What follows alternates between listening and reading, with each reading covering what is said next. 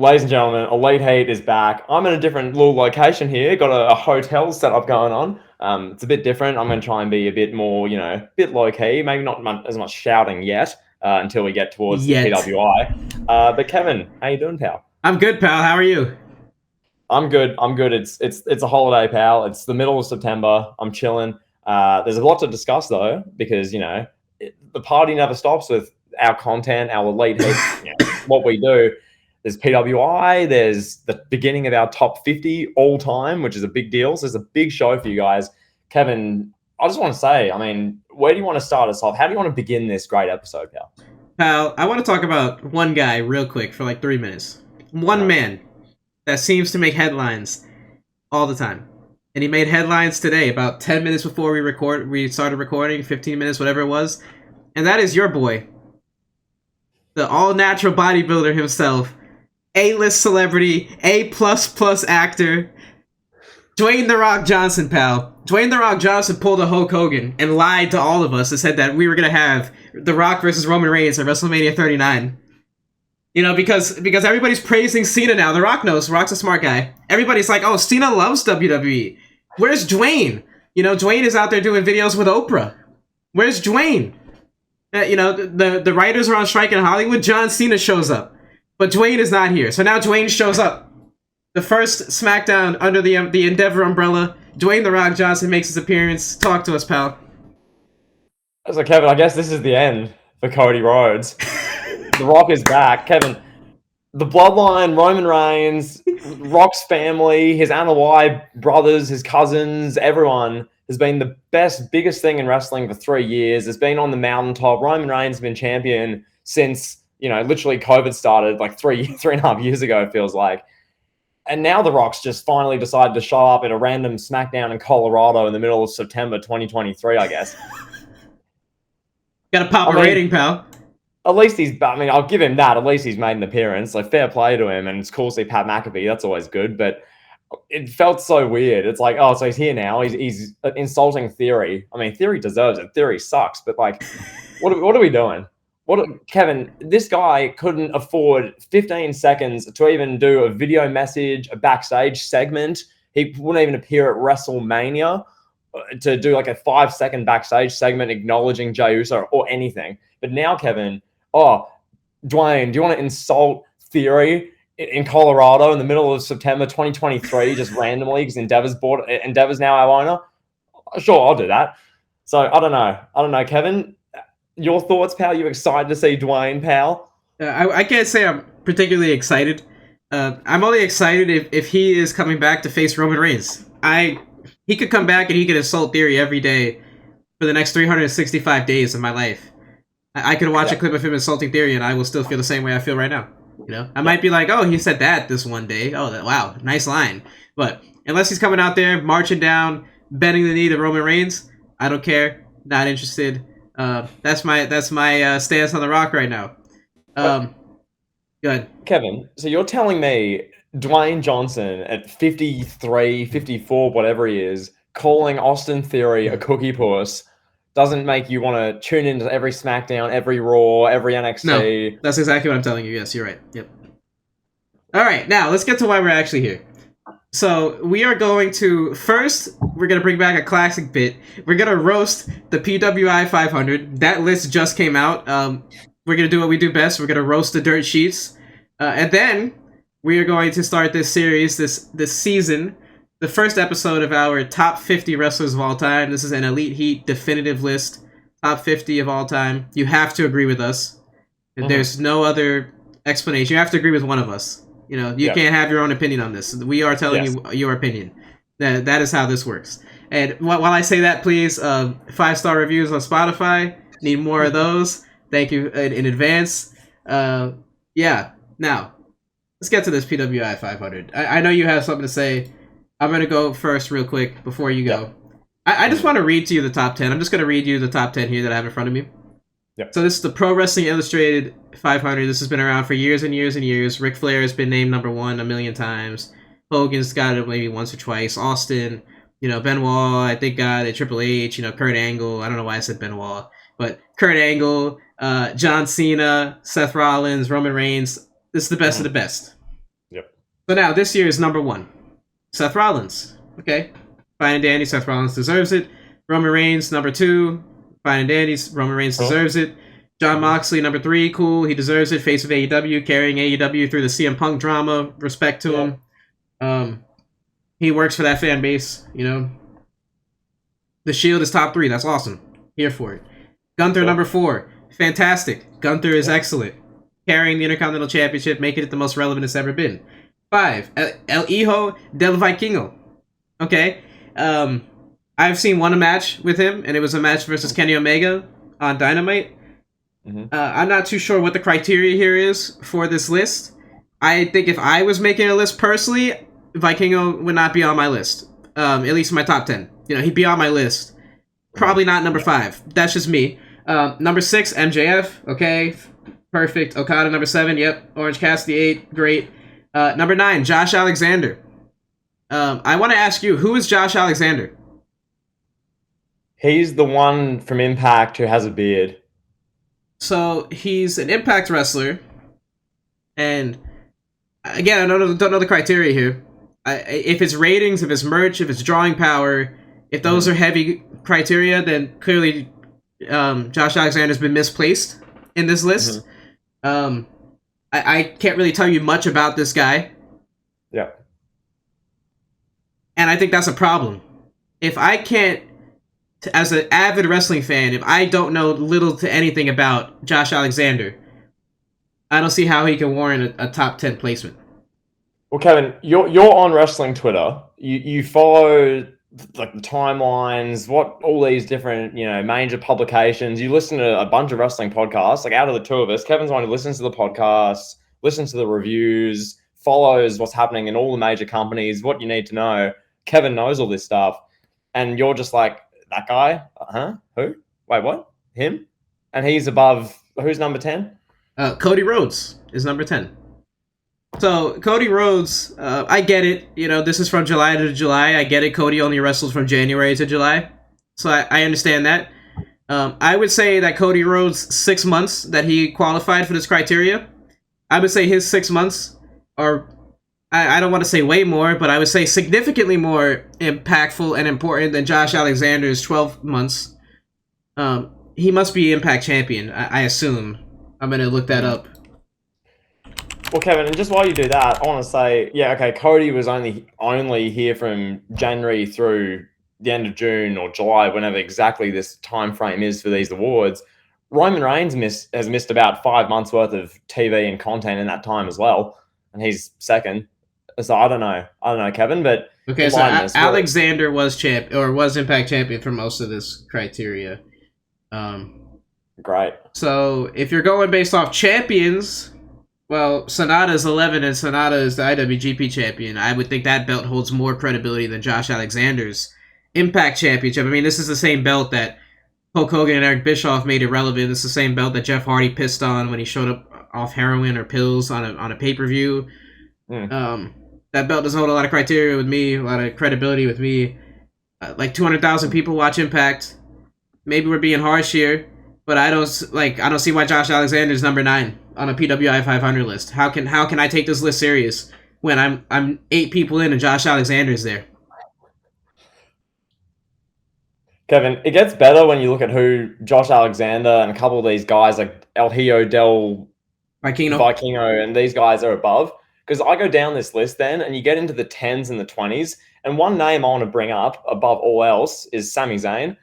Sami, everyone knows from April 22 through until literally WrestleMania 39, was in a key figure of the biggest storyline in wrestling, one of the best storylines in 25 years, people are saying. He had an incredible match and moment at Elimination Chamber. He won the WrestleMania main event, won the tag titles, was still involved beyond WrestleMania as the tag team champion. Sami Zayn's 2022 midway through the year through 2023 midway through the year is top 10. It just is. Impact, reactions, matches, importance to a company. He does it in WWE, which in my opinion should scale you a lot higher because it's WWE. That shouldn't scale you the same as like Impact, which like hardly anyone watches or pays attention to. So to have Sami Zayn at whatever he was, 22, I think, which that's disgraceful. And yeah, okay. In the year before, he was 84th. and now he's gone up 62 places. Cool. He should have been at least top 15. I'll top 10. I'll give you, but I think he should have been like fifth. Oh wait, hold on, hold the phone, hold on. I'm reading something in real time here that I absolutely cannot believe. I had to interrupt you. I'm sorry. No, go for it. Masha Slamovich is ranked 15th.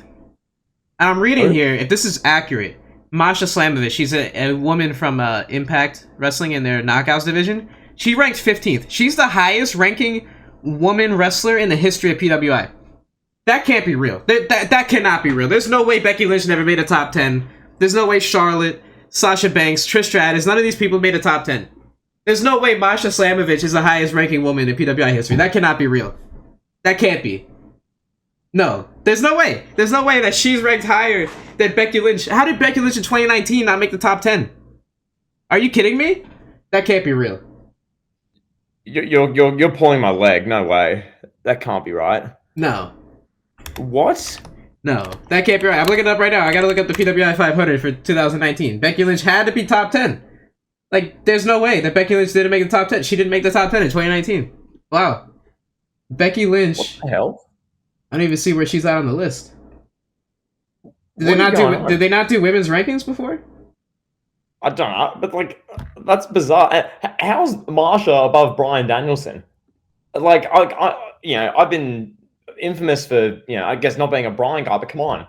He's main evented like every AEW pay-per-view and had like classics at every show. The only way this makes any sense is that this is the first year they're doing women together with the men in the same list. That's the only way that what I'm reading makes any sense. I'm gonna read this now. This is incredible. Well, Kevin, I want to ask you this. Now, all through this year... Okay, so so I just want to say this. Women started being included in the PWI 500 in 2021. Okay. That was about to blow a gasket. Like, what? Like, no way. This would have got way off the rails. Go ahead. Kevin, one person who's not a woman, who I couldn't say in the top 20, 25, 30, is Brock Lesnar. Where do you think... Like, where would you rank Brock generally? Because, I mean, he was a big part of Royal Rumble, Elimination Chamber, these big matches against Lashley, WrestleMania. He had a match against Omos, and that was fun in a lot of people's eyes. He had a big feud with Cody from literally the moment WrestleMania ended, the Raw after Mania, for the next, 3 months. Brock appeared at the first 5 pay-per-views of 2023, and he was pretty much full-time this year. He had that massive SummerSlam main event, too, last year. Exactly. An incredible last man standing match against Roman. To me, Brock is like top 20 objectively in this list. I think a great place would be put him right over Claudio Castagnoli, who's at number 12. I think 12 is a good spot for Brock Lesnar. Yeah. Because, Kevin, then you can still have your guys like your MJFs, your Gunthers, your Romans, your Codys, your Rollins, all these guys. They can still be above Brock. I get it. I'm not saying Brock should be number 1. But where's Brock? Do you want to let me search this list because I couldn't see him in the top 25. Command F, Brock Lesnar. I can't be. He's not there. Am I not saying this right? Brock's not there. I'm looking at the top 50. I don't see him in the top 50. We got our boy Tyrus is 58. Shout out to Tyrus. Daniel Garcia is 69. That's funny. Yeah, I don't see Brock Lesnar. I see Rocky Romero at 79. Kevin, can we just hold the phone? I'm looking at Brock Lesnar's profile thing here on the Internet Wrestling database. This great database of wrestling. Brock Lesnar's PWI 500 yearly rankings. In 2018, he was 4th. 2020, he was 12th, and he hasn't been ranked since. So what is why is that? Because he doesn't wrestle 250 matches a year? The only thing I can think of is that there must be a match criteria cutoff, maybe. But even I don't think he would have hit that in 2020. He didn't wrestle. He's had the same schedule the last 6 years, 7 years. In 2020, he wrestled twice. In 2020, he did the Royal Rumble and then the WrestleMania match. That's it. He didn't come back throughout the pandemic.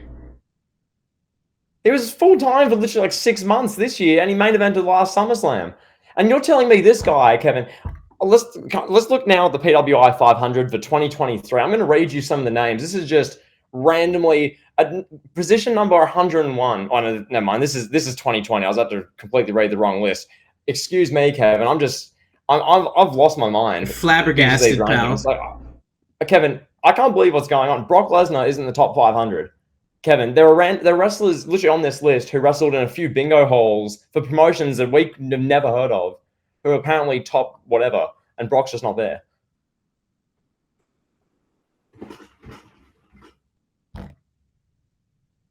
Like, I could scream, I could make a carry on. I'm not going to. But seriously, Unbelievable. You can't have a list.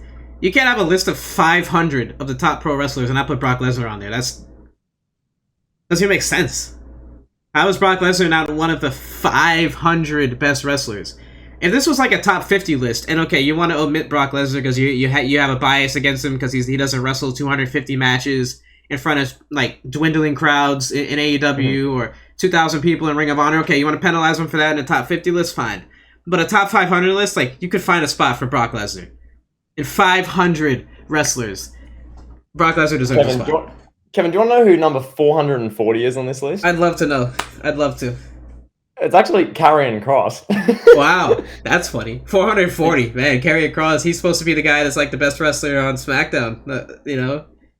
And Kevin, then I'm going to read you some of the names. Kevin, these are some of the big stars in wrestling who made this list when Brock Lesnar, who was literally full-time for 6 months this year and main evented last SummerSlam in a classic against Roman, these are some guys who made it over him.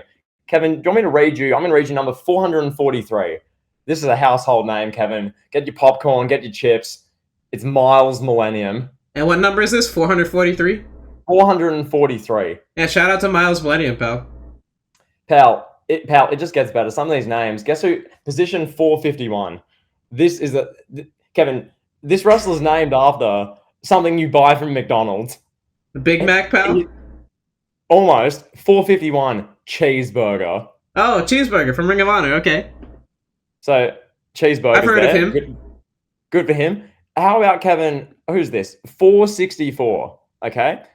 Gary J. I've never heard of him. Never heard of Gary J. I'm sure Brock Lesnar's better than him.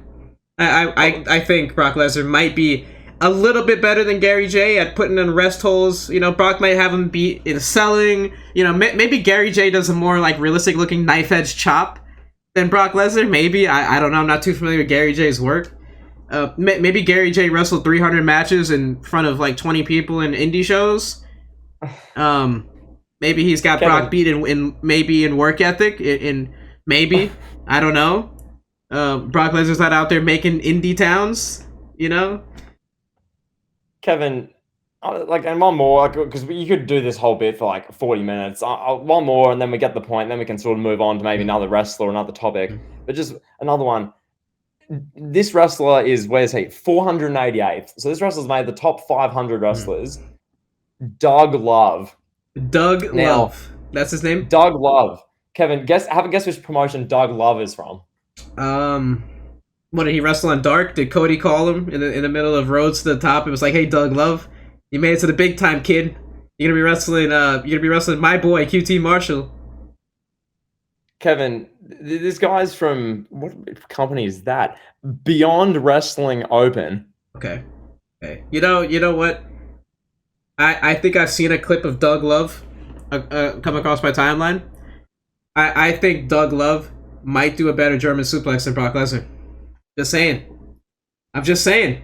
Hey, it might be a little bit more crisp. You know, the way he locks his arms just might be a little bit more crisp than the way Brock Lesnar locks his arms.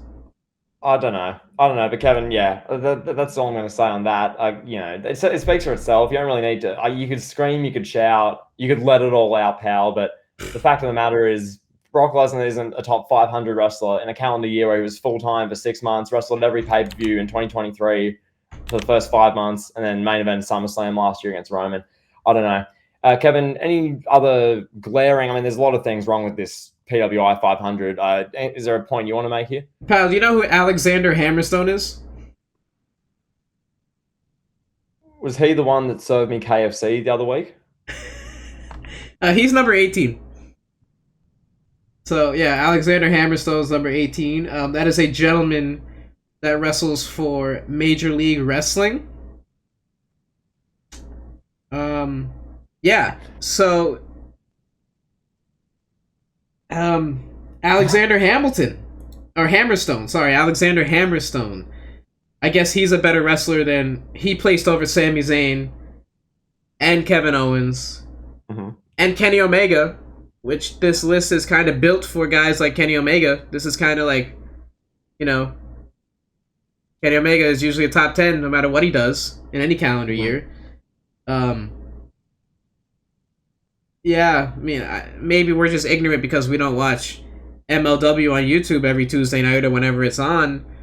But I mean, like, impact and being in like meaningful feuds and moments has to matter at some point, right? To the people that are ranking this, like, do the people that rank this, the people that rank the PWI 500 list, do they sit and watch Alexander Hammerstone segments? Alexander Hammerstone matches? I like, that doesn't seem feasible to me. I cover wrestling. I have a YouTube channel and a podcast. And I don't really know too much about Alexander Hammerstone. Maybe it'd be different if I was getting paid to write a list for it for a world-renowned magazine. But I mean, Sami Zayn's Bloodline feud, to me, means a lot more than whatever Alexander Hammerstone did. No disrespect to him.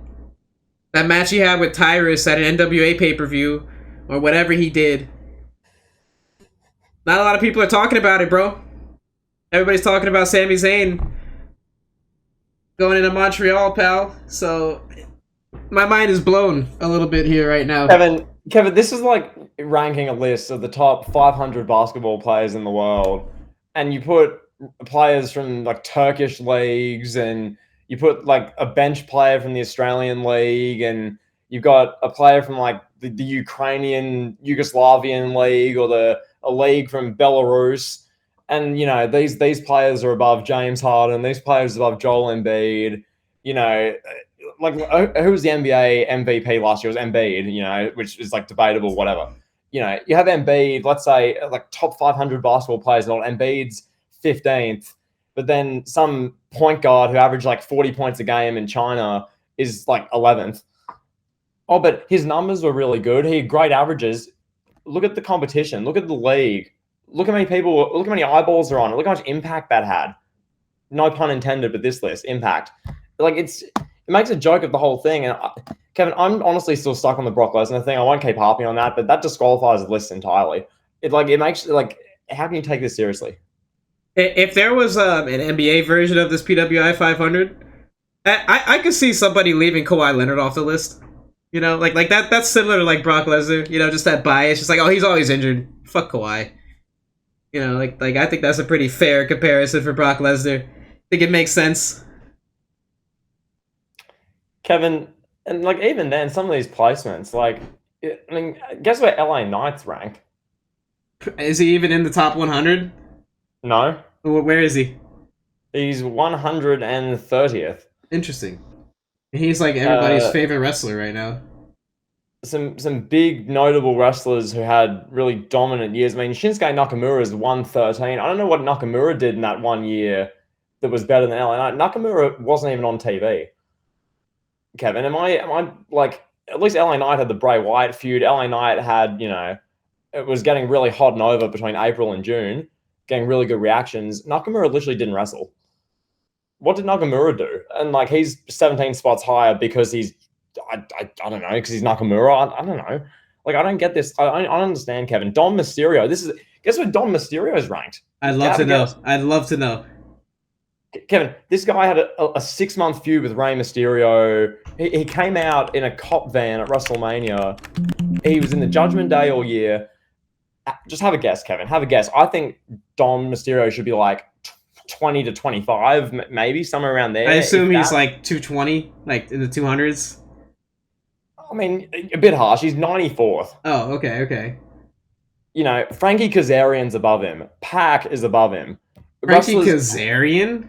Chris Brooks, Madoka Kakuta, Dragon Rojo Jr., Volador Jr., Master Wato, Hayata, Madoka Kakuta, I think I read that name already, Tristan Archer, Naruki Doi, I've sort of heard of that name, Jungle Boy Jack Perry, pal. Jack Perry was better than Dom. Did Christian Cage even make the list? Like, Christian is doing the best work of his career right now as a heel. Telling people about their dead fathers on live TV. I watched a 40-minute long compilation of Christian's best burns from this year, and that is a fantastic watch. I would recommend if you have free time, anybody check that out. There's one in there where he tells Matt Hardy, like, oh, look, Matt, the way you're talking right now, you're starting to make Jeff seem like the sober one in the family. Kevin, Christian didn't make the list. He should have made the list alone for that burn on Matt Hardy. Like, at least, like, 391. Like, put Christian Cage 391. But, pal, but I guess Cheeseburger had a dominant 2022, 2023. Can't put him above Cheeseburger, pal. So did T-Hawk, pal. It's not even the AEW bias, because Christian should be, like, at least top 50. So should Dom Mysterio. Dom Mysterio should be 20 to 25. Yeah, Dom has had a great year. The hottest heel in the business. What is this list? Like it's just, I don't know. Kevin, I would argue this is the worst list in wrestling, and it gets the most publicity because it's got the name of the PWI 500. It's given all the credibility. But some of these rankings are absolutely egregious. It's like they go, who's our number one? Who do we want to have number one this year? They've gone with Rollins. Sure, I guess there's like a longevity achievement because he deserves it. I think. Who would you put number one? Number one, I mean, I think Gunther's had a better year. I think Cody's 6 months was better than Rollins' calendar year. I think Roman's, whenever he's appeared, has been better than Rollins has done. I think MJF has had a better year. I'd argue, like, Bryan Danielson and Rollins are, like, here. I'd have them both, like, 7th, 6th, 7th, 8th, maybe around there. I think they both had pretty good years, but I don't think Rollins should be one. I think, wasn't Danielson? With all due respect. Where did Danielson get ranked? Like 25th or something? I'm looking. Where was he? Where was Bryan Danielson? Oh, he's 16. Yeah. Which is like, okay. But I mean, Bryan Danielson's main event of like nearly every AEW pay-per-view, Iron Man match, class against MJF, involved big AEW storylines. Guess doesn't matter. All right, pal. Well, I think it's time. On that note, let's get to a more serious note. Let's get to a more serious list, a more credible list than the PWI 500 right now. Mm-hmm. Let's talk about our top 50 wrestlers of all time. Yes, pal. Kevin, this is something we've wanted to do for a while. We've had this written down in our Elite Heat ideas really since we got consistent in 2023. It's something which, for us, we like to think we have a decent bit of wrestling knowledge. Hopefully you listeners would agree. And so we figured we'd do our top 50. You guys as the listener can tell us, do you disagree? Do you agree? Do you prefer one of our lists? Do you think we're both sort of, in the ballpark, but you'd put some wrestlers in different positions? Are there wrestlers we've just completely shunned, which I guess we'll start to talk about now, Kevin? Wrestlers we've left off? Yeah, let's do it. Let's talk about some of the notable wrestlers that didn't make the list. Let's address the elephant in the room. Chris Benoit is not on our list. Mm-hmm. He's just not going to be on our list. Yeah, no, that should sort of speak for itself. I mean, you can't do what he did and expect to just be, exempt. I get in wrestling, there's some leg rope, there's some wiggle room for personal matters. Steve Austin, everything you've covered on your channel, Hulk Hogan, there's a lot of stuff like that. But when you're killing your wife and your son, just murdering them, you're disqualified from any list. So no, we don't accept that. So no.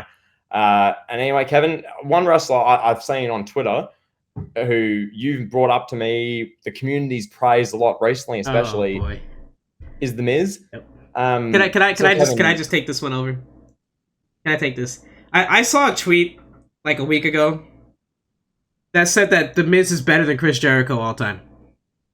And you would think, okay, this person got destroyed, got roasted. Everybody was like, what do you mean? Jericho's done this, this, and this, and this, and this, and this, and this, and this, and this, and this, and this, and this, and this, and this. And what has Miz done? But no, that didn't happen. It was like appraisal, like, oh my god, you're so right. Wow, Miz is so much better than Jericho all time. Like, why? Because Jericho's wife was at the riots at the Capitol building? Like, that disqualifies Chris Jericho, the wrestler, because of what his wife does in her free time? Or because Chris Jericho held a concert in 2020 that didn't fit a national agenda? Like, Chris Jericho gave the whole country COVID because he had a concert? Are you kidding me?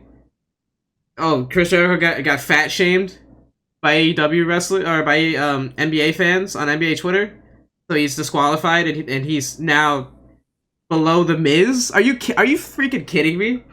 You know, it's ridiculous. It's the pendulum has swung too much with the Miz. Like, yeah, the Miz, being objective, the Miz was in consideration for my top 50 wrestlers. The Miz has done a lot. The Miz is one of the greatest mid carders in the history of wrestling at this point. You know, he's a guy you can put in there and he'll do a good promo. We see what he's doing with LA Knight. That comes out of nowhere. The story poofs, comes out of nowhere in midair. The Miz gets everybody engaged, gets everybody caring. Great. But Miz can't hold a candle to Chris Jericho. And a lot of people are going to be like, why isn't The Miz on this list? Why isn't he top 50? Like I said, he's in consideration. He didn't make my list. He didn't make yours. Like, where would you put The Miz, you know? You know what I mean? Like, Yeah, and Kevin, I guess the question now and beyond that, and what you guys probably ask, how did we put these lists together? How did Kevin, how did I, how did Lee, how do we make these lists? Now, for me, I haven't like written anything up specifically, but for me, I view it on a few things. One, it's going to be impact on wrestling. It's going to be what you did to, I guess, change how wrestling would, continue and how the wheel turns, or just generally what you do as far as like how much of a star you become. Main event runs. Do you have main event runs in multiple companies? Do you have a run that just changes the course of wrestling? Do you have a super memorable, significant WWE championship run or world title run?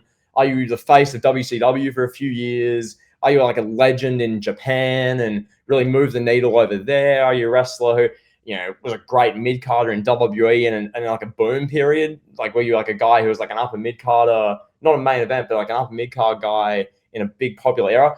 I sort of scale it accordingly. So, the guys who really cause boom periods, they're like in the top tier and we're like the face of booms. And then as we sort of get down the list towards today's portion, Kevin, 50 to 41, it's guys who had great careers, some great match catalogs, some great like upper mid-card guys, maybe a main event run or two, maybe legends in Japan, or maybe, greatest female wrestlers ever sort of thing.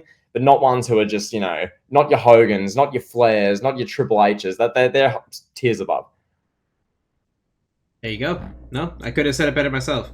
Yeah. For me, I broke mine into tiers. Basically my tiers go from like Mount Rushmore guys, face of the franchise. Those are guys that were top, like, top guys in WWE or top guys in WCW that just were missing something to be put in that Mount Rushmore conversation. And the Mount Rushmore, that's reserved for guys that check every single box there is to check: charisma, mic skills, impact, match catalog, longevity, face of the franchise for multiple years. Guys that everyone in the world knows. Those are your Mount Rushmore guys.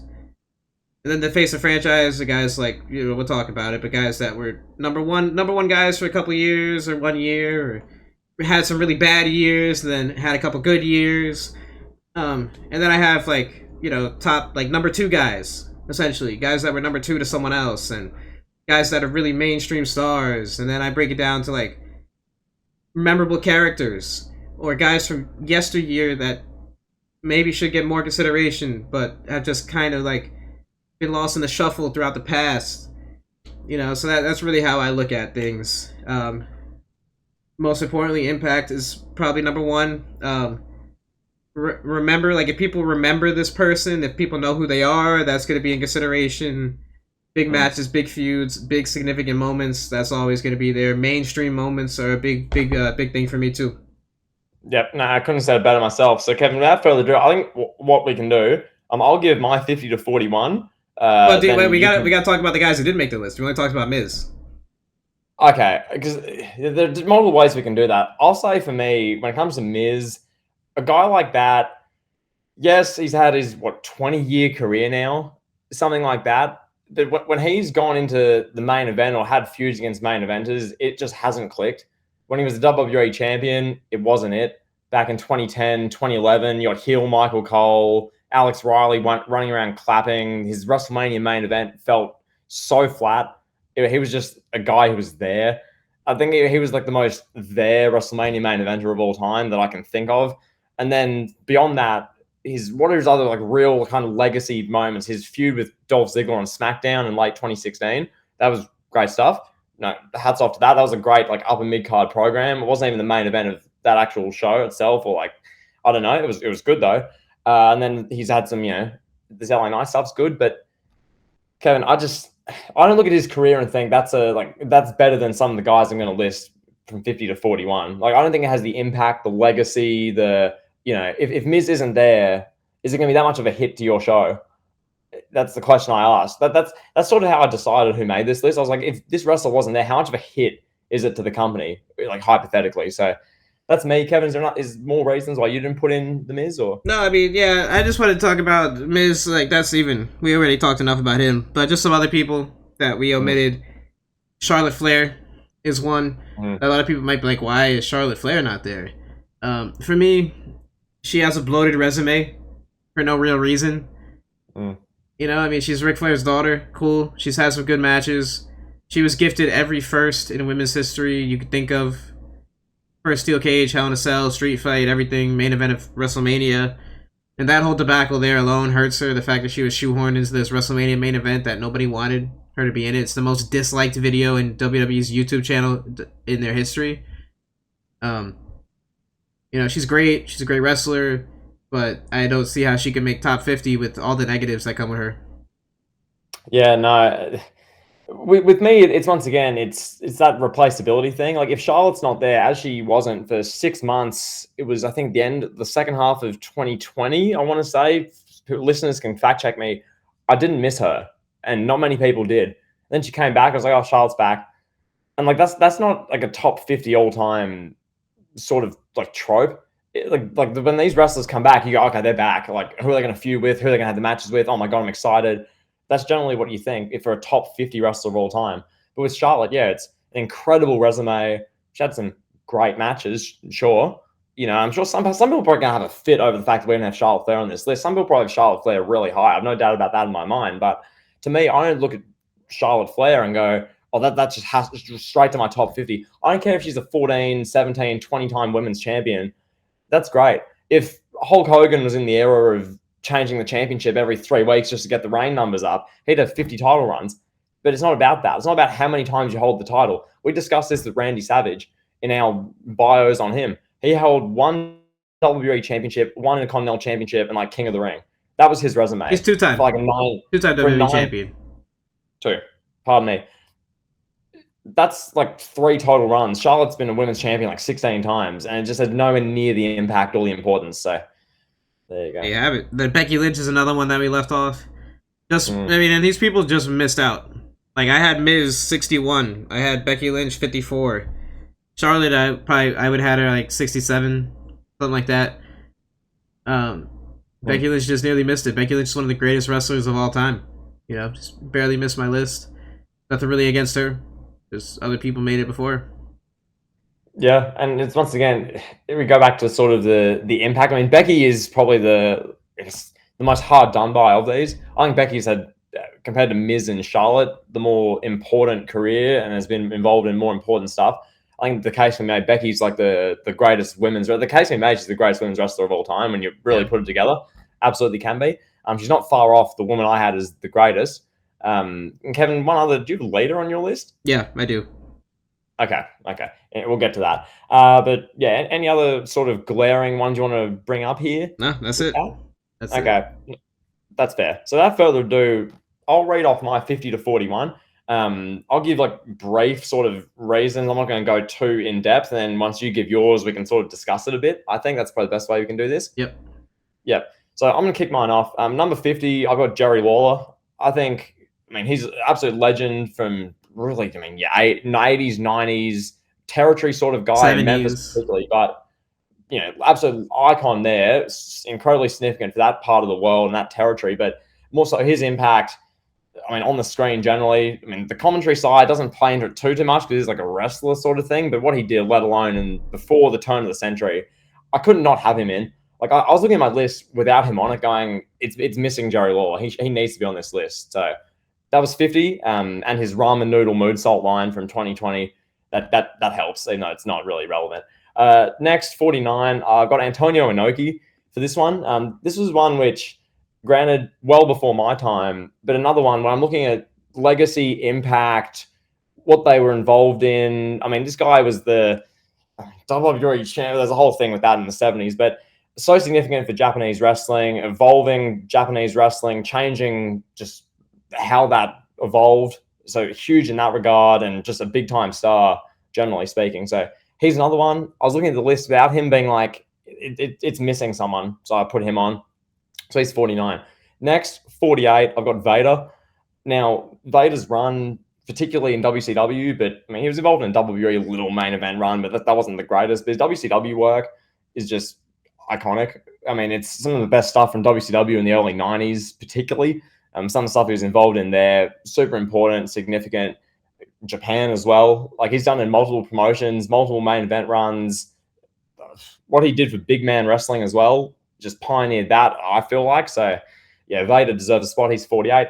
Kevin, 47. This one, some people are going to be like, he's either too low or he shouldn't be on the list at all. I've got Hiroshi Tanahashi here. In the Japanese circles, like legend, there is a bit of like, I guess, North American, like WWE sort of bias in the list. The fact that he's 47, because if you're looking at purely like match catalog and importance to Japan, he'd be like top 15, top 20, like if you're including that more so. But he needs to be on this list. He's one of the greatest wrestlers. He was the face of Wrestle Kingdom for many years before Okada really took the mantle and ran with it. Tanahashi was the guy for like a decade. He was the Cena for Japan, so to speak, for like a decade. So, yeah, it'd be rude not to include him. He's 47. 46, Owen Hart. I wanted to have Owen Hart on the list. I really did, and I put him in. Owen was so significant in the 90s. He just was. He was involved in the Bret Hart feud, the Hart Foundation sort of storyline, everything involved with that. His tragic passing was just such like a horrible, sad moment for wrestling, which changed, the trajectory of wrestling quite a bit. Not as much as another wrestler death that came out 8 years later, but incredibly significant, and just generally a really good career. What stops him from being higher is the fact that he never really had that main event run. Like, there was a feud in 94 with Bret. That was his best sort of feud at his peak, but he never had that title run, Kevin, as, I mean, you'd be aware. So if he had that, if he had a great year-long title run, maybe he'd be in the 30s potentially. But yeah, the talent itself, he was just a legend. So Owen Hart comes in 46. 45, the $1 Million Man, Ted DiBiase. This one, when I was thinking about impact, I'm thinking to myself, he was pivotal in the Hogan-Andre story. Like, Ted DiBiase in the main event of the Golden Era, WrestleMania 3, WrestleMania 4, WrestleMania 5, he's heavily involved in all of this. And that was the highest drawing wrestling ever. That drew 33 million viewers on a Saturday night's main event in February 1988 to watch Hogan and Andre, the rematch with Ted DiBiase heavily involved. And DiBiase, I mean, his promos were great. His character was one of the best characters of the Golden Era. The $1 Million Man was revolutionary. It was a gimmick which, I mean, there'd been the rich, arrogant heel before, but he really pioneered it and took it to another level. So many wrestlers modeled their game off Ted DiBiase for the next few decades after that. So I feel like he had to be included. So he's 45. Next, this one, 44. I found her hard to rank. I put Trish here, 44, because I think Trish has to be top 50. Just the sheer impact alone. Yes, granted, in-ring, your Charlottes, your Beckys, your Sasha Banks, these are all better wrestlers. But the impact in the early 2000s is just second to none. Trish's impact, one segment alone, the infamous Bark Like a Dog segment, is more impactful in wrestling than anything Charlotte Flair's ever been involved in. It just is. Trish Stratus, I mean, pioneer, legend of women's wrestling. They've discussed this on TV a lot with Becky Lynch, how much she did and how, I mean, granted, Kevin, as you know, they can't show a bunch of the stuff she was, involved in, but it was so significant. Anyone who lived this, especially, would be able to tell that. So, yeah, Trish is here. She's my highest female wrestler on this list. So that's 44, I believe. So that might be controversial to some. I don't know. It's not to me. Next, 43, I've got Rob Van Dam. RVD had to be on this list. He's legend. He's upper mid-card sort of guy. He's not like a main eventer like that, but upper mid-card run for many years. Big-time guy from ECW, one of the greats of that promotion. His WWE stuff, excellent. The infamous WWE Championship stuff in 06.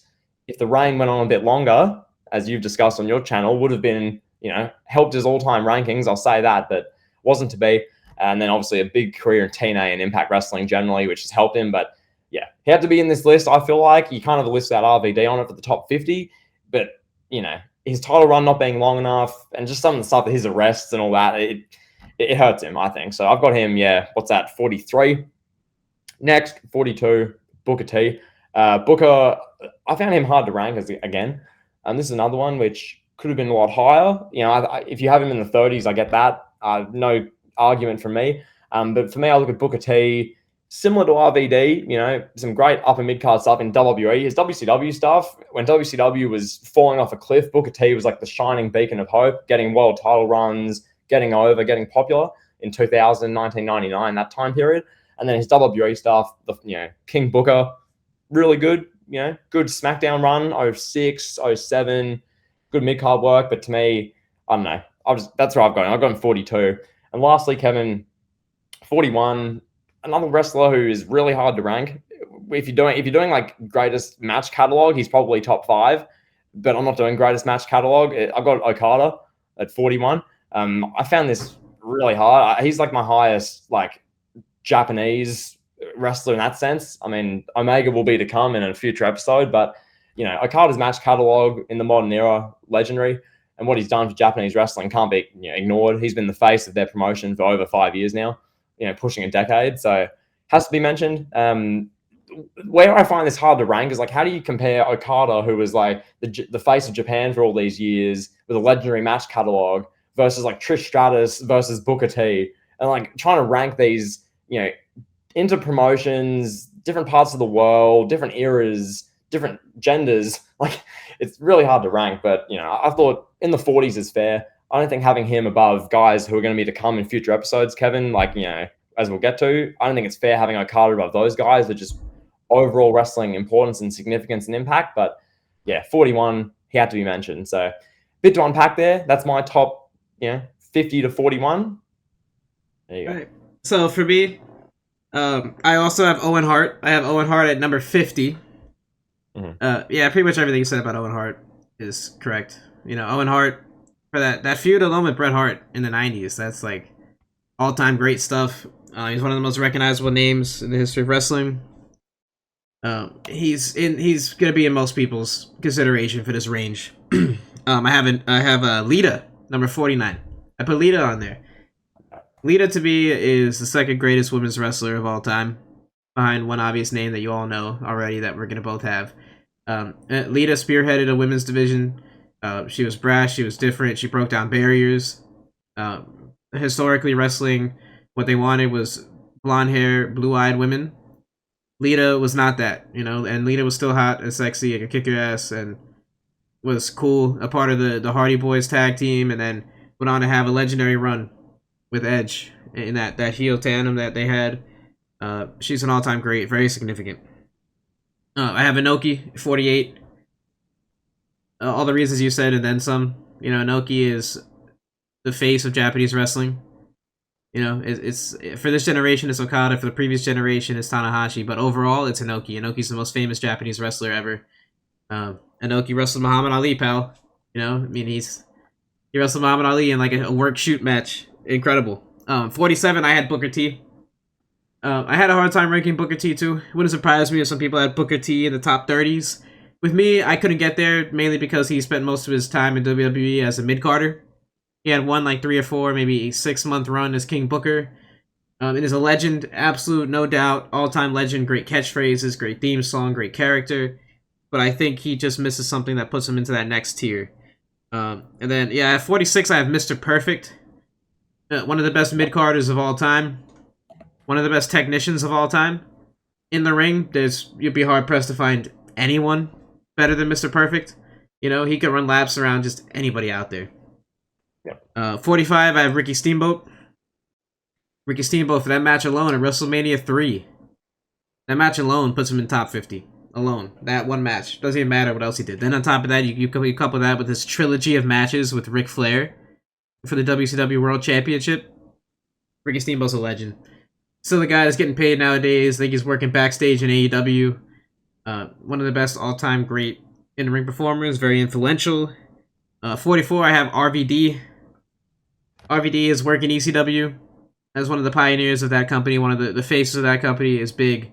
The 2006 moment, one night stand, one of the most iconic moments in wrestling history, one of the most recognizable moments, and he was a part of that. The whole thing with Cena, with the crowd booing him and hating him, and everybody going crazy for RVD winning. He's a WWE champion, ECW champion. One of the best. People know RVD. You know, RVD has more notoriety than a lot of guys that are on this list. RVD, like, when I think greatest, I think someone that is at the top of their game that people know. And people know RVD. 43, Jerry Lawler. Jerry Lawler was about as famous as Elvis in Memphis at his prime. Jerry Lawler is one of the absolute faces of the territory era. You know, he's right up there with Mr. McMahon Sr., Jerry Jarrett, Vergania, you know, Jim Crockett. Jerry Lawler is one of the pinnacles of that, and he was a wrestler the whole time, in-ring wrestler. Again, mainstream notoriety. That moment with Andy Kaufman, that's one of the most iconic moments in wrestling history, when he slapped Andy Kaufman and pile drove him. Iconic. And then when he did it in the WWE, the feud with Bret Hart, primarily, that was the main thing he did. That was big business. But Jerry Lawler, yeah, was one of the best. How could you not have Jerry Lawler? 42, Billy Graham. There's a case to be made that Billy Graham, superstar Billy Graham, is the most influential wrestler of all time. Hulk Hogan has admitted, I know Hulk Hogan lies a lot, but Hulk Hogan has admitted on interviews that he copied his style directly from Billy Graham. And you can very well see it. Go back and watch Billy Graham clips. Billy Graham coming out with the big jacked muscles. I believe he coined the phrase 24-inch pythons. He had the blonde hair, the do-rag, looked just like Hogan. You know, Hogan looked just like him. If Hogan, that's your favorite wrestler's favorite wrestler. He's the first superstar in theory, the first guy that carried himself like a superstar. So influential. He's influenced an entire just worlds, eons of wrestlers. That counts for me. And then 41, I have Jake Roberts. You talk about influence. Jake Roberts is another guy, one of the best mic workers in history. That puts him in consideration here. One of the key characters of that late 80s boom in the golden era. I think that counts for a lot. The DDT as a finisher, one of the most impactful finishers of all time. So simple, so simplistic, so influential. The Snake, I mean, he's just a character. It's a character that people know. It's kind of like the RVD thing. A lot of people know Jake Roberts. Jake Roberts is a guy, like the average person. If I'm telling the average person, tell me some of your favorite wrestlers. You know, maybe somebody that's like a little bit older than me. Oh, they're gonna go Hulk Hogan, Savage, Warrior. Jake Roberts is gonna be right, not far off in that list. You know, people remember him. He's an all-time great. So yeah, that's what I got. There you go. No, good stuff. I want to say, so far, from the guys you listed, so just to recap yours, so yours, 50, Owen Hart, 49's Lita, 48's Inoki, 47's Booker T, 46 is Mr. Perfect, 45's Ricky Steamboat, 44's RVD, 43's Jerry Lawler, 42's Billy Graham, and 41's Jake Roberts. So there you go. Good stuff. And to recap mine so far, 50 Jerry Lawler, 49 Inoki, 48 Vader, 47 Tanahashi, 46 Owen Hart, 45 $1 Million Man Ted DiBiase, 44 Trish, 43 RVD, 42 Booker T, and 41 Okada. So similar, fair few similarities there. Only real differences. I mean, you included Lita. I'd have Lita probably like 52, 51, very similar. No shade at all to Lita. The one I found difficult was Billy Graham. That's probably the only one that I think, damn, I really should have had him on the list, especially after you explained that. That's the one which right away I'm like, okay, I've stuffed up the placings, you know, when you've explained the Billy Graham one. Jake Roberts, you know, I'm content with him being like early 50s. You know, I feel like he's had a similar sort of impact and legacy to you guys like your $1 Million Man, Ted DiBiase's, your Owen Hart's. Like, they're all in a similar sort of elk. You could say Ravishing Rick Rude as well. These sort of wrestlers, they're all in a similar sort of elk from that general era, general importance, upper mid card, a main event run, just great talents, you know, great in any era sort of guys. So, yeah, no, I think so far there's not too much you can yell at us about, I don't think. I must say the 40 to 31 segment we're going to do next week is going to get a bit spicy. I've got a name or two which you're going to be like, excuse me, you put him there, and I cannot wait to see your reaction. So, for me, 50 to 41 was a bit of like not a holding pattern, but, you know, not too much risque, edgy content. I've been as sort of fair as I can, with the exception of Billy Graham. I've forgot him. That was a poor judgment from me. Kevin, any takeaways so far from you from the 50 to 41? Um, Part of me maybe thinks I had Jake Roberts a little bit too high, you know, but I just feel like he's in that class with Mr. Perfect, Steamboat, Ted DiBiase, Rick Rude. You know, he's in that class of guys. I had Okada at 60. Mm-hmm. Um, nothing against Okada. I think Inoki and Tanahashi are a little more impactful. That would be that'd be me. One person too that I want to say I want to shout out that was in consideration for this top 50 was China as well. Talking about influence, talking about stardom, importance. China is one of the 5 most important, most impactful women's wrestlers. I think one of the 5 or 6. And it doesn't feel that way because she's not celebrated due to her past relationship with Triple H and all that, and the drugs and the porn and stuff. So, if she had a clean personal life, a cleaner track record in personal life, she'd be celebrated for what she really is. So I just wanted to shout out China because she doesn't get talked about a lot, and I think she deserves a little shout. Yeah, and another one I want to mention are the Road Warriors as well. Hard to assess because one's like one of the greatest tag teams ever, and both those guys were important as well, but they've just missed out as well. And I think the other one, Terry Funk. I think I haven't got him in my 50. Do you? I had Terry Funk at 51. That's tough. Yeah, no, Funk very his significance. He was, as far as what we talk about impact. He had longevity. He had the matches. He's stiff to miss out. He's in the early 50s of both of us. So it's hard putting these lists together. You'll put together 50 and go, damn, those 10 to 15 could be in there as well. So we want to just address that in this portion. So hopefully no one's screaming at us just yet. Wait till next episode until you see where I put some wrestlers, your head's going to explode. So there you go. Pal, you have your globe? Did you bring it to the hotel? I didn't bring my globe in the car, pal. So it's. I'm not like I've got a little dugong. It's a dugong, pal. It's named Pig. What's up, Pig? It's not a globe, but it'll do, pal. It'll do. Pal, you ready to go around the world, pal? I am, pal. I am. There you go, pal. So, let's talk dieting. Let's talk fitness. Mm-hmm. You ever did you ever have a period of time where you had like substantial body fat on you, or have you always been the kind of stature that you're at right now? I find it near enough impossible to put on weight. Right, like I can put on some muscle, like lean muscle. I'm always sort of like this.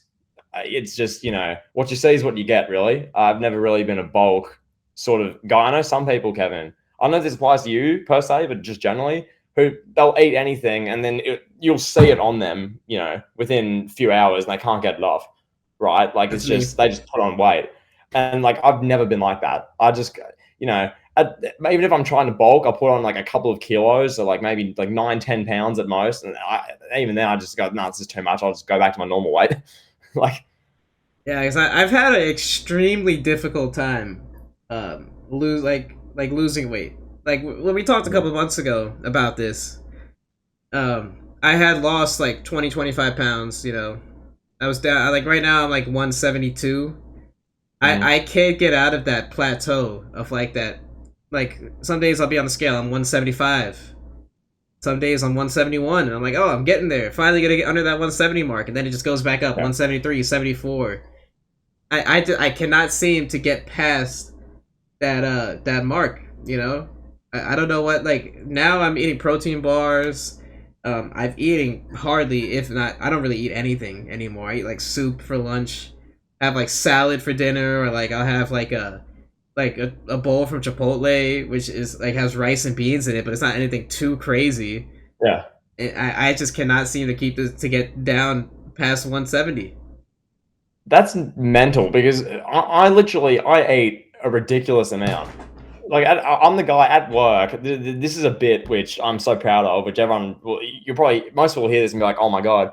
Basically, I eat 2 lunches, essentially. So what I'll do most days, I'll have my, like, a big bowl with, like, a heap of rice. I'll have some, like, chickpeas or beans in there, have lettuce, have, like, a piece of roast meat, melt some cheese in, like, a big bowl. Like, what for most people would be a good lunch, right? So I'll have that. And then I'll go off to, like, the supermarket and I'll buy, like, a big loaf of either bread, like some rolls, cheese and bacon rolls, maybe might be Subway or like a foot-long sub, and I'll eat literally all that at once, plus like something else, like a cookie or 2 cookies. What? The sort of stuff which most people would literally be like, oh my God, that's a week's worth of food. I'd be sick. Oh my God. I just eat that. I'm like, eh. I feel sick just thinking about that. I know. And then I don't put on weight. So it's like, I don't know. Yeah. It doesn't make sense. Weird. Yeah. Like one thing I always tell myself, like, I'm going to have sugar. Like I got to have like ice cream once a week or something. So I don't like not withdraw, but just so I don't like cheat myself out of living. You know what I mean? Mm-hmm. Yeah. Like if I'm going to die, I want to die with ice cream in me, you know? It's like I have an ice cream like once a week. Like an Oreo sundae or something. But I mean, it's once a week, and I eat pretty good. Like I said, protein bars in the morning, soup, salad for lunch. I don't know. It's so strange. I don't know what I need to do. I feel slimmer. I feel like I look slimmer, but my weight is staying the same. You know? Yeah. No. So basically, we're both on different sides of the coin here. No matter what you do now, it's like a plateau, and you seem to can't take more like weight off. And no matter what I do, I can't put weight on. Basically, like I eat what I've just listed there. Like I eat quite a bit, a decent amount. I'm not even like running for 2-3 hours a day. Like I'll run for maybe 30 minutes. I'll burn like 350 calories. That's it. And I'm eating that ridiculous amount for lunch and stuff, and all this like other stuff during the day. And my weight's like, no thanks, still the same number. Ha ha ha. That's disturbing. I don't get it. And I know someone like you. I know one of my friends. When we used to work together, we would have like Domino's pizza for lunch, and I had to stop doing it because I was gaining too much weight, and he would not gain any weight. Like we would have we'd eat a whole pizza between the two of us, and we'd have like wings or like those cheesy like the boneless chicken with all the cheese and bacon and stuff in it. Have that and bread rolls and stuff, and I'm like, bro, I can't eat like you. I can't do it. Like I'm gaining weight on my waist. Like I don't know how you eat. And he didn't exercise either, which really bothered me. Doesn't exercise. And I'm like, how? Like, where does it go? I don't understand. Then he's like, oh, I'll go home after this and I'll go eat like rice and beans or whatever my mom cooks. And I'm like, okay, well, that's not fair. Like, that's not fair at all. It's not. It's ridiculous. That's great. Because I work with people who literally go, if I'm just looking at what you're eating for lunch, I put on weight. I get weight around my like hips and around my stomach, and I'm like, yeah, I know. Yeah, I'm fascinated. Okay, so you said you have a bowl with white rice, chicken, or you said beef, like beef or steak or something? It depends. Like what I'll do generally is I'll do like a cook up on like Sunday where I'll have a different sort of meat. It might be pork, it might be steak, it might be chicken, something like that. It's like you cook up maybe 4 or 5 portions, so like you have a bit for each day's lunch. Yeah, you meal prep. Yeah, I get it. Yeah, okay, go ahead. I'll do that, and then I'll have like what I do because it's easier, it's more efficient. I'll buy like for $2, $3, like a little thing of they're like rice cups, so it's like a decent portion of rice for like 1 cup, and I'll have 2 of them. So I'll have like a full like double portions worth of rice, and then I'll have like the chicken, cheese. I'll have a tin of chickpeas for like some nutrients or whatever, and then some lettuce and whatever. So that's one thing, and then I'll have something else.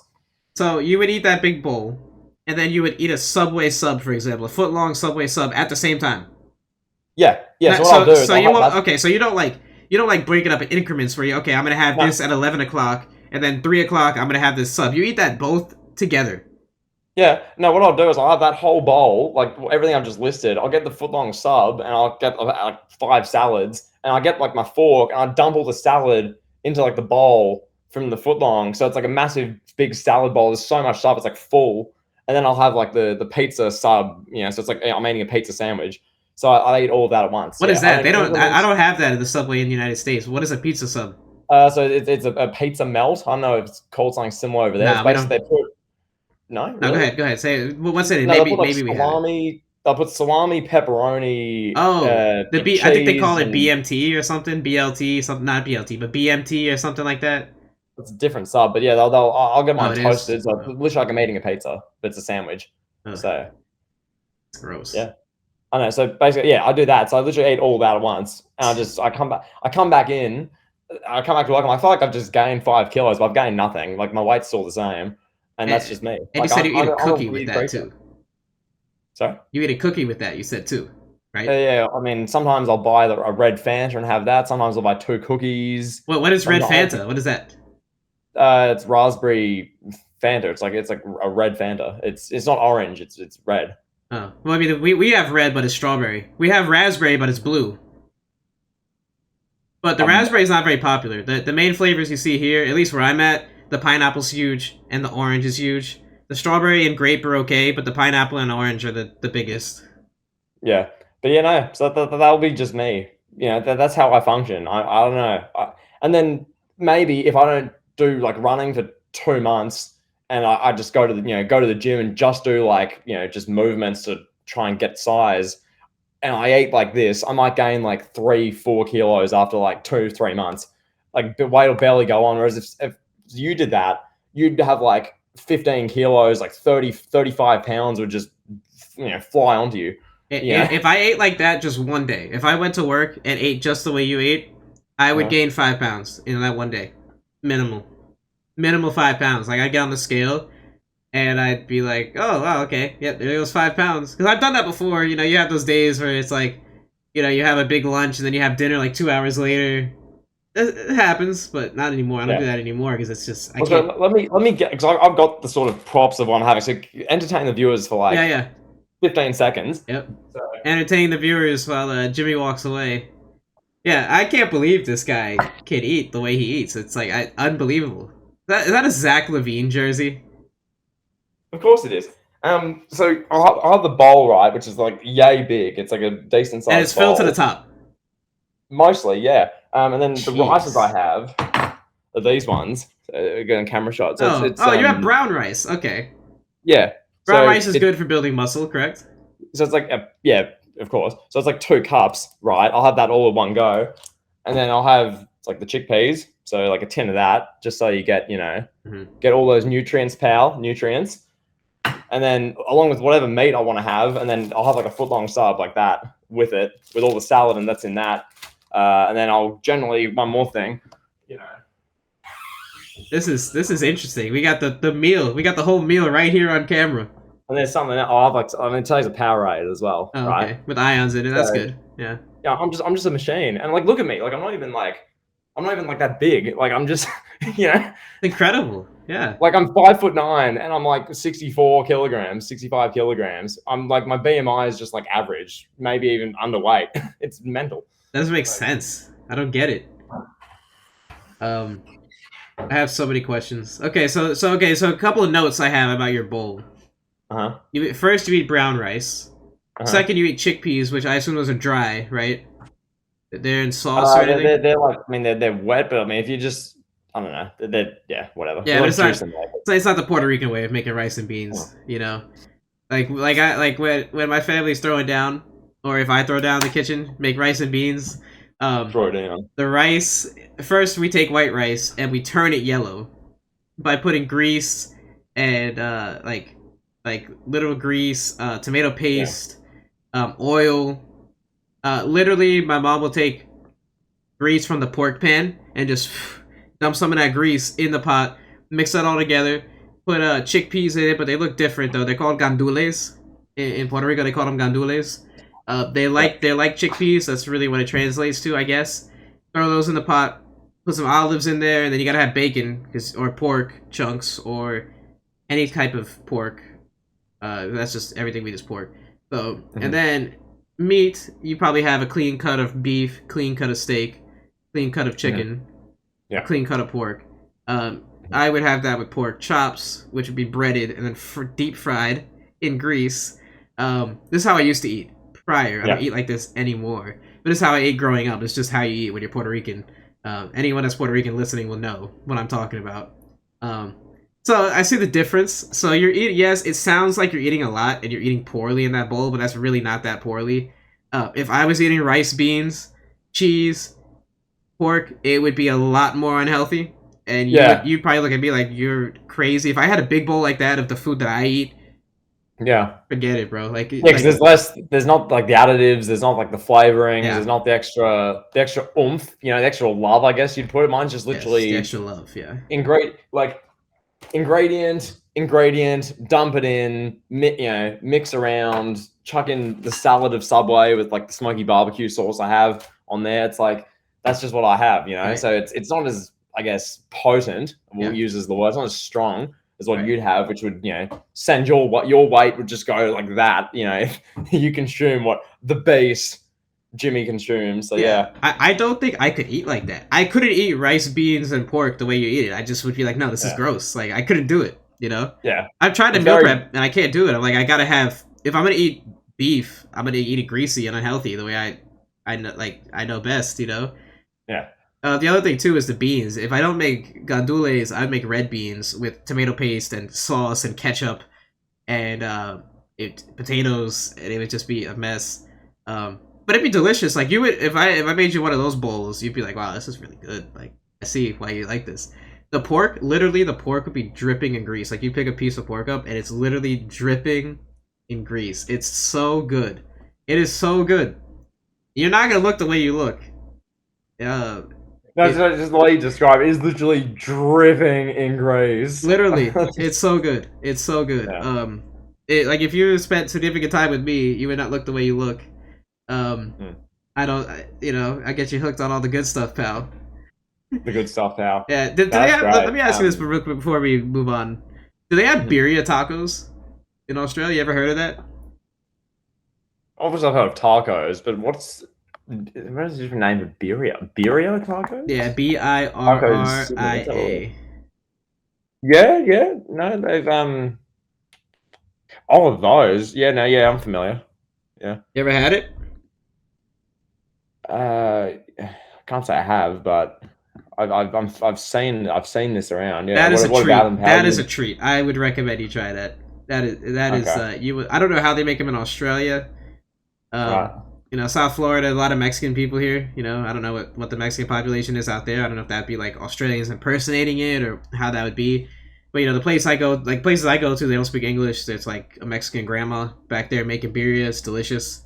So it's really good. Basically, what it is beef. It's beef that's deep fried, cooked in grease, and then the tortilla is deep fried with cheese, and then they put the meat together with the tortilla and the cheese, cook them all together, and then they take the grease from the beef and they make a soup out of it, and then they give you the soup on the side, and you dip the taco into the soup. It is incredible. Wow. It is incredible. It's something I can only eat like once a year, like twice a year, but I love it so much. Wow, twice a year, or you'd look like Bronson Reed, pal. Oh yeah. Oh yeah, easily. Oh, that's great. I love birria tacos, man. Go ahead. That's great. I think we'll call it there. Next week, I will say, Kevin. I mean, there are a lot of topics, a lot of things that have happened in the past couple of days, which we haven't addressed on the podcast because we're going to do a lot more sort of topical, relevant stuff next week. I mean, the Rock was on SmackDown as we discussed, but there's more because there's always more. This is Kevin WWE's first week under Endeavor in the partnership. So there's more on that. There's Jade Cargill, all this stuff on that. There's seemingly news out the wazoo. Like every day there's like a new thing that I'm being sent. Brian's spamming me with all these different juicy bits of news. I'm like, oh my god, it's too much to keep track of. Cody's in news and everything's going on. So did Conor McGregor show up and punch someone in the face? Can you imagine? Oh my god, they need to do that. You'll have like Logan Paul spit at Conor McGregor and be like the major thing of the partnership. Hey, you have Conor McGregor shoot punch a fan. That'd be great. What Kevin, a great way to get started. Kevin, do you respect Nina Agdal? Oh my god. Don't answer that. I am not going to answer that. All right, pal. Well, it's been around the world. We literally went around the world. We got a look into your pantry. And yeah, we'll talk to you guys on the next episode of Elite Heat. Peace.